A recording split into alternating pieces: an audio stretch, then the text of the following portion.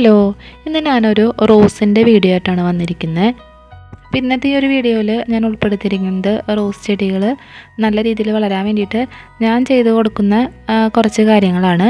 അപ്പോൾ ഇതിൽ ഞാൻ ചെയ്യുന്ന എല്ലാ കാര്യങ്ങളും ഉൾപ്പെടുത്തിയിട്ടില്ല. ഇന്നത്തെ ഈ ഒരു വീഡിയോയിൽ ഞാൻ പറയുന്നത് ചെടിയിൽ നല്ല കുലകളായിട്ട് പൂക്കൾ വരാൻ വേണ്ടിയിട്ടും അതേപോലെ വരുന്ന പൂക്കൾ നല്ല വലുപ്പത്തിൽ ഉണ്ടാവാൻ വേണ്ടിയിട്ടും ഞാൻ ചെയ്തു കൊടുക്കുന്ന കുറച്ച് കാര്യങ്ങളാണ്.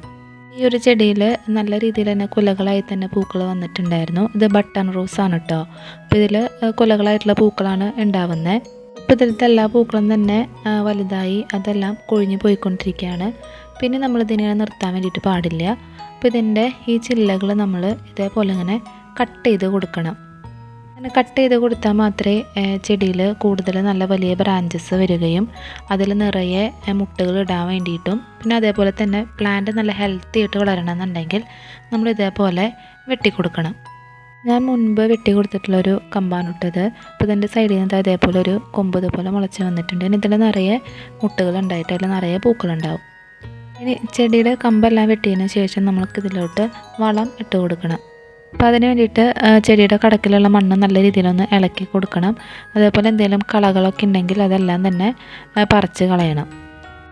മണ്ണ് നല്ല രീതിയിൽ ഇളക്കി കൊടുക്കുന്നുണ്ട്. അതിൻ്റെ കൂടെ തന്നെ ഞാനിതിലുള്ള ചെറിയ ചെറിയ പുല്ലുകളും ഒക്കെ തന്നെ മാറ്റി കൊടുക്കുന്നുണ്ട്.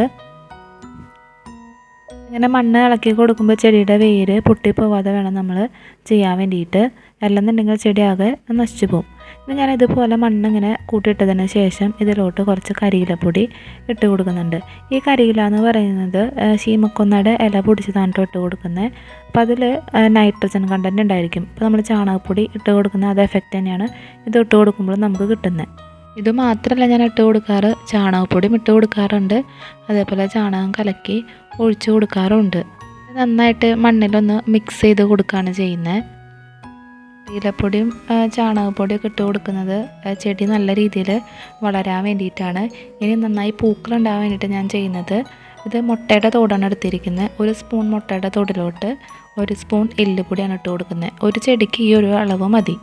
നല്ല രീതിയിലൊന്ന് മിക്സ് ചെയ്തെടുക്കുക. ഇതാണ് ഞാൻ ചെടിക്ക് ഇട്ട് കൊടുക്കുന്നത്. ചെടിയുടെ കടക്കിലുള്ള മണ്ണ് ജസ്റ്റ് ഇതേപോലെ ഒന്ന് വകഞ്ഞ് മാറ്റുക. എന്നിട്ട് അതിലോട്ട് ഈ ഒരു മിക്സ് ഇട്ട് കൊടുക്കുക.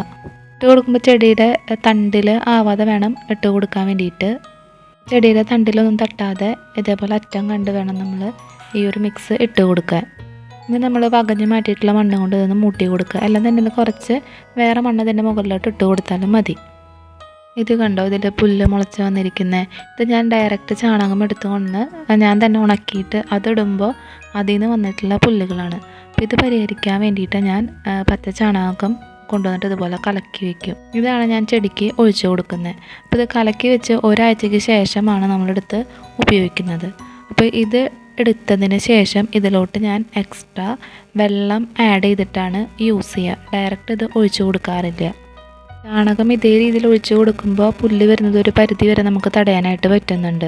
കൂടുതലും പുല്ല് വരുന്നത് കണ്ടിരിക്കുന്നത് നമ്മൾ ഡയറക്റ്റ് ചാണകം ഇട്ട് കൊടുക്കുമ്പോഴും അതേപോലെ നമ്മൾ ചാണകം കിട്ടിയിട്ട് അത് പെട്ടെന്ന് തന്നെ നമ്മൾ തന്നെ ഉണക്കിയിട്ട് ഇട്ട് കൊടുക്കുമ്പോഴാണ് അതിൽ പുല്ല് കൂടുതലായിട്ട് വരുന്നതായിട്ട് കണ്ടിരിക്കുന്നത്.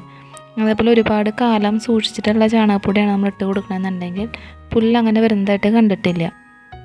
ഇനി നമ്മളിവിടുന്ന് കട്ട് ചെയ്തെടുത്തിട്ടുള്ള ഈ കമ്പുകളെല്ലാം തന്നെ ഞാൻ നട്ട് പിടിപ്പിക്കാറാണ് പതിവ്. ഞാൻ അതെങ്ങനെയാണ് നട്ട് പിടിപ്പിക്കുന്നത് എന്നുള്ളത് നോക്കാം. അപ്പോൾ ഇതിലുള്ള ഫ്ലവർ വന്നിട്ടുള്ള എല്ലാ ഭാഗങ്ങളും ഇതേപോലെ ഞാൻ കട്ട് ചെയ്ത് കളയാണ്.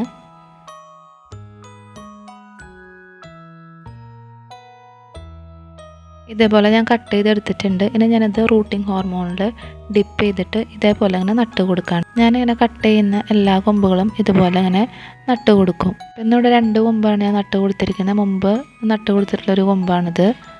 നട്ട് കൊടുത്ത് ഒരാഴ്ച കഴിഞ്ഞപ്പോൾ തന്നെ കമ്പുകൾ പൊടിച്ച് വന്നിട്ടുണ്ട്. ഇത് ഞാൻ മുമ്പ് നട്ട് കൊടുത്തിട്ടുള്ളൊരു കമ്പാണ്, അതും പൊടിച്ച് വന്നിട്ടുണ്ട്. ഇത് ഞാൻ ഇതേപോലെ മുൻപ് നട്ട് കൊടുത്തിട്ടുള്ള കമ്പുകളാണ്. അതെല്ലാം തന്നെ നല്ല രീതിയിൽ പൊടിച്ച് വന്നിട്ടുണ്ട്. അപ്പോൾ ഇത്രയുള്ള ഇന്നത്തെ വീഡിയോ.